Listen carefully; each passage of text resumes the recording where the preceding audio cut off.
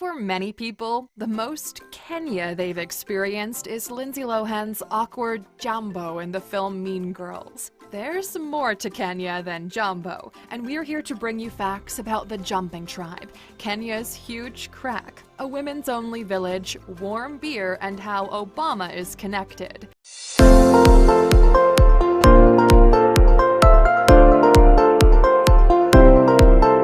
Here are 15 things you didn't know about Kenya. Number 1. Kenya has its own Monopoly game. Forget St. James Place or New York Avenue. Kenya has its own Monopoly game called Kumiliki. The rules are the same. Hot property changes hands as players build up their wealth through acquiring good assets. In Kumiliki, the hottest properties are Muthaiga, the area where the president lives, and the home of Karen Blixen from the famous biography Out of Africa. No top hats or ships here. In the OG version, soapstone animals are hand-carved, and in the upgraded version, even the huts, in place of houses, are hand-carved stone.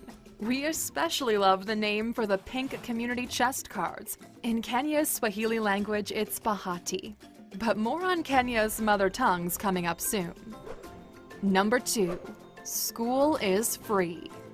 In 2003, the then-president Mwai Kibaki declared schooling free once more. Kimani Marouge, an 84-year-old farmer, signed up to primary school. He was elected head boy at the age of 86 and was the world's oldest person to enroll in primary school. In 2009, an audit of Kenya's education reaped poor results, so the system has been revised in recent years to uplift the standard of education.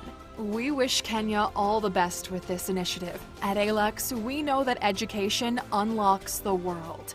And ALEXers, don't forget to subscribe to our channel before we head into number 3.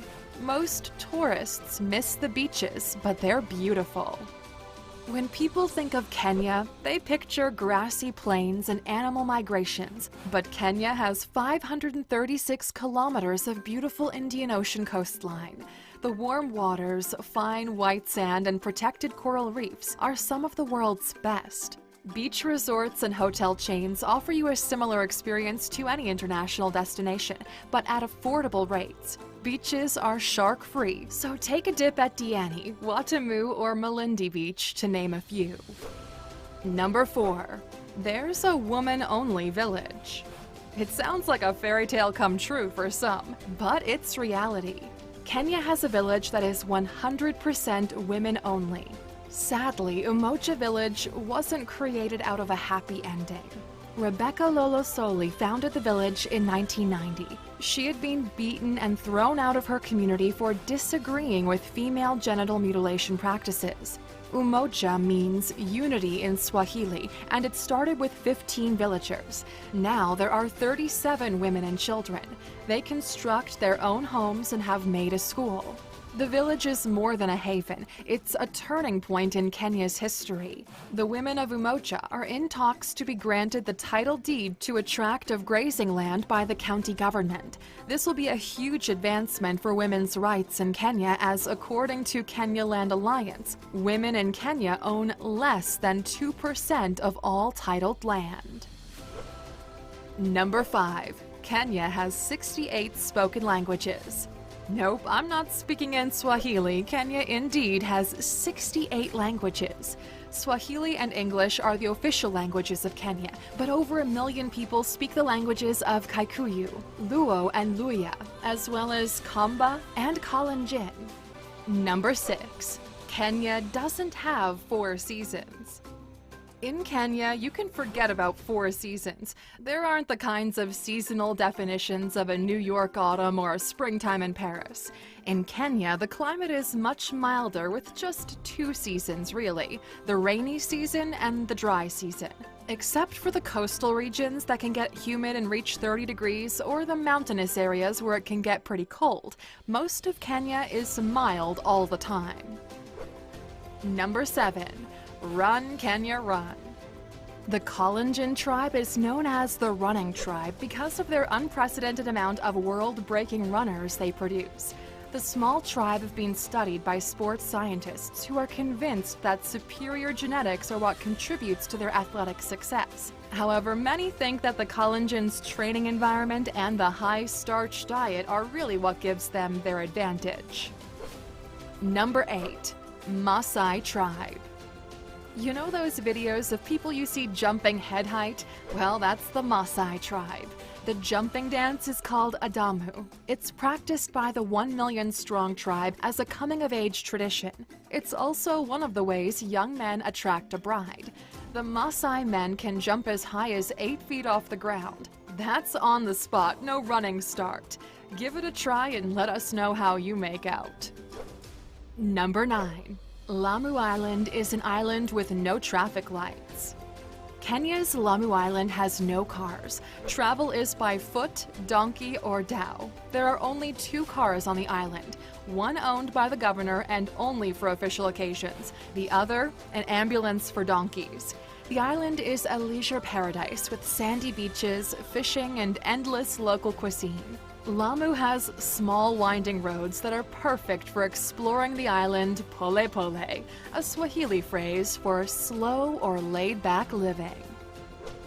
Number 10. You can straddle the equator. Why choose one hemisphere when you can be in both at the same time? The equator runs right through Kenya, and you can visit the line and jump back and forth to your heart's content. There are all kinds of fun signs and markings all through Kenya at the equator line. These make your photos even more authentic to prove that you visited Middle Earth. Number 11. Kenya has a 6,000-kilometer crack.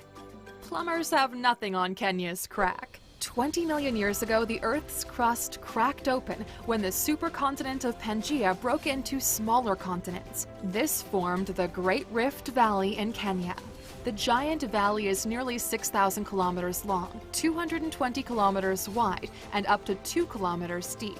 By comparison, the Grand Canyon is only 277 kilometers long, 18 kilometers wide, and 1.8 kilometers deep at its maximum. Number 12. Women are empowered. Kenya boasts a lot of prize winners, but one particularly notable winner is Professor Wangari Maathai.